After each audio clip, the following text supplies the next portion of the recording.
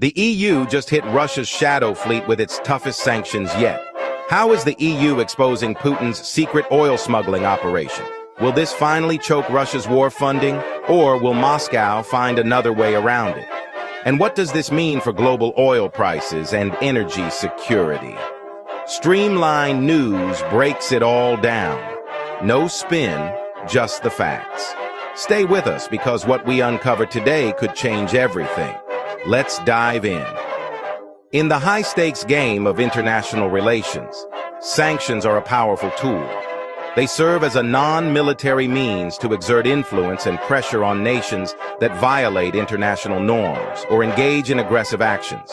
Sanctions are a way for nations to exert pressure, punish transgressions, and, hopefully, alter behavior. They can target specific individuals, industries, or entire economies, aiming to create enough internal strife to force a change in policy.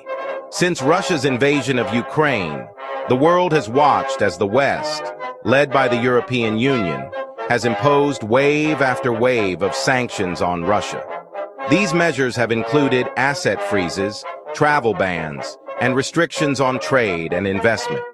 These sanctions are designed to cripple Russia's economy, isolate it on the global stage, and ultimately force an end to the war. The hope is that economic hardship will lead to political pressure within Russia, compelling its leaders to reconsider their aggressive stance. The effectiveness of these sanctions is a subject of much debate. While some argue that they are essential tools for maintaining international order, others believe they often fail to achieve their intended outcomes and can even backfire. While they have undoubtedly had an impact on the Russian economy, their ability to force a change in Russia's stance on the war is less clear. The resilience of the Russian economy and the adaptability of its people have mitigated some of the intended effects. This is where Russia's shadow fleet comes into play, a secretive network of older tankers operating in the shadows, helping Russia evade sanctions and continue to profit from its oil trade. These vessels, often flying flags of convenience, navigate the globe, ensuring that Russian oil reaches international markets. The existence of this shadow fleet highlights the challenges of implementing and enforcing sanctions in a globalized world. It underscores the lengths to which nations will go to circumvent economic restrictions and maintain their revenue streams. It also raises serious concerns about the environmental impact of these aging vessels, many of which operate with little regard for safety or environmental regulations. The potential for oil spills and other environmental disasters is a significant risk, adding another layer of complexity to the issue of sanctions enforcement. In the face of mounting sanctions, Russia has turned to a shadowy fleet of oil tankers to circumvent restrictions and continue exporting its oil. These sanctions, imposed by Western nations, aim to cripple Russia's economy by targeting its lucrative energy sector. However, the resilience and adaptability of this shadow fleet have allowed Russia to maintain a steady flow of oil exports, despite the international pressure. This fleet, often composed of older, less regulated vessels, operates outside the purview of traditional shipping routes and practices. These ships, many of which are nearing the end of their operational lives, are repurposed to serve as the backbone of Russia's covert oil export strategy.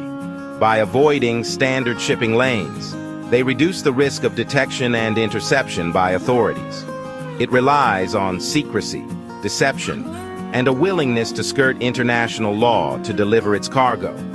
Operating under the cover of darkness and in adverse weather conditions, these tankers employ a range of tactics to evade surveillance. The use of foggy conditions and nighttime operations further complicates efforts to monitor their movements. These tankers, often flying flags of convenience from countries with lax regulations, engage in various tactics to obscure their activities. Flags of convenience allow these vessels to register in countries with minimal oversight, making it easier to hide their true ownership and operational details. This practice not only shields them from scrutiny, but also enables them to operate with relative impunity. This includes disabling tracking systems, conducting ship-to-ship transfers on the high seas to mask the origin of the oil, and falsifying shipping documents. By turning off their AIS tracking systems, these tankers become virtually invisible to global tracking networks. Ship-to-ship transfers, often carried out in remote locations, further obscure the oil's journey from its point of origin to its final destination. This clandestine network allows Russia to sell its oil to willing buyers, often at discounted prices, defying sanctions and providing a much-needed revenue stream to fuel its war effort. These buyers, attracted by the lower prices, are often willing to overlook the questionable origins of the oil. The revenue generated from these sales is crucial for Russia, helping to sustain its economy and fund its ongoing military operations. The use of this shadow fleet poses a significant challenge to the effectiveness of sanctions. The international community's efforts to curtail Russia's oil exports are continually undermined by the fleet's ability to operate outside conventional systems. This ongoing cat-and-mouse game between regulators and the shadow fleet highlights the complexities of enforcing global sanctions. While the EU and its allies have sought to restrict Russia's access to maritime insurance and financial services, the shadow fleet's willingness to operate outside these systems makes it difficult to track and target. The fleet's adaptability and resourcefulness mean that, despite the best efforts of international regulators, Russia continues to find ways to export its oil, ensuring a steady flow of revenue in defiance of global sanctions. The emergence of Russia's shadow fleet is not merely a geopolitical concern, it's an environmental one. These vessels, often operating under the radar, are a growing threat to our oceans and marine life. These older tankers, often lacking proper maintenance and safety protocols, pose a significant risk of oil spills and environmental disasters. The rusting hulls and outdated technology make them ticking time bombs on the high seas. The potential consequences of such an event could be catastrophic, devastating marine ecosystems, coastal communities, and economies.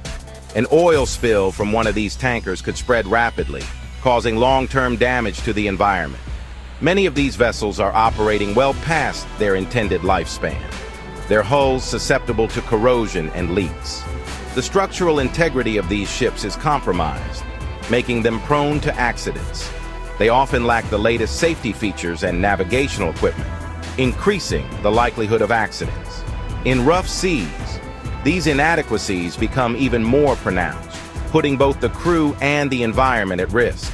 Additionally, the secretive nature of their operations makes it difficult to track their movements and respond effectively in case of an emergency. These ships often sail without clear identification, making them elusive targets for regulatory bodies. The environmental risks posed by this shadow fleet are compounded by the lack of transparency and accountability surrounding its operations. Without proper oversight, these vessels can operate with impunity, ignoring international laws and regulations. With limited oversight and regulation, there is no guarantee that these vessels are adhering to even the most basic environmental standards. The neglect is evident in their deteriorating condition, a stark contrast to the stringent requirements imposed on newer ships. The potential for a major environmental disaster looms large, a grim reminder of the hidden costs of conflict and the urgent need for sustainable and responsible shipping practices. The world must take action to address this issue before it's too late, ensuring that our oceans are protected for future generations. As the war in Ukraine rages on, France finds itself walking a diplomatic tightrope, balancing its unwavering support for Ukraine with a cautious approach to military involvement. While France has been a vocal critic of Russia's aggression and a staunch supporter of Ukraine's right to self-defense, it has stopped short of committing ground troops to the conflict.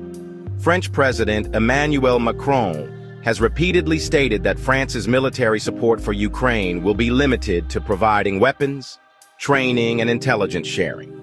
He has emphasized that France is not preparing to send ground troops, arguing that such a move would be counterproductive and could escalate the conflict. France's cautious stance on military involvement stems from a desire to avoid a wider European war and to keep open lines of communication with Russia. Macron has maintained contact with Russian President Vladimir Putin throughout the conflict, hoping to find a diplomatic solution to the crisis. As the geopolitical landscape shifts, a new wave of sanctions emerges. These measures, designed to pressure nations into compliance, often have far-reaching consequences. Governments hope to curb undesirable actions, but the impacts can ripple through economies and societies. It's a delicate balance, and the stakes are high.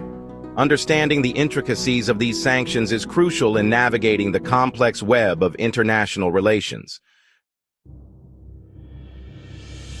As the tides of war began to shift, a counteroffensive started to take shape. This new strategy aimed to reclaim lost territories and turn the tables on the advancing forces. It was a bold and risky move, but one that many believed was necessary to change the course of the conflict.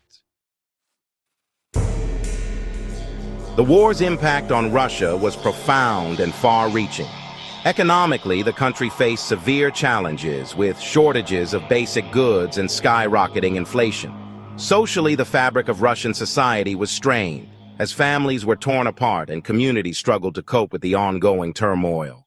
Politically, the leadership faced mounting pressure both domestically and internationally. A crucial supply route, often referred to as a lifeline, came under threat. This vital corridor was essential for transporting goods, medical supplies, and reinforcements. The potential loss of this route posed a significant risk to the overall war effort, raising concerns about the sustainability of the conflict. The world watched with bated breath as tensions escalated. Global leaders called for diplomacy, fearing the consequences of a prolonged conflict. The international community was on edge, aware that the outcomes of this war could reshape geopolitical alliances and influence global stability for years to come. The EU just took its strongest stand yet against Russia's shadow fleet. But is this the final blow? Or will Moscow find another way to keep the oil and money flowing? What do you think? Will these new sanctions finally cripple Russia's economy? Or is this just another geopolitical chess move? Drop your thoughts in the comments. If you found this insightful, hit that like button. It helps spread the truth. Subscribe to Streamline News and turn on notifications, because in today's fast-moving world, knowledge is power, and we keep you ahead of the curve. See you in the next one.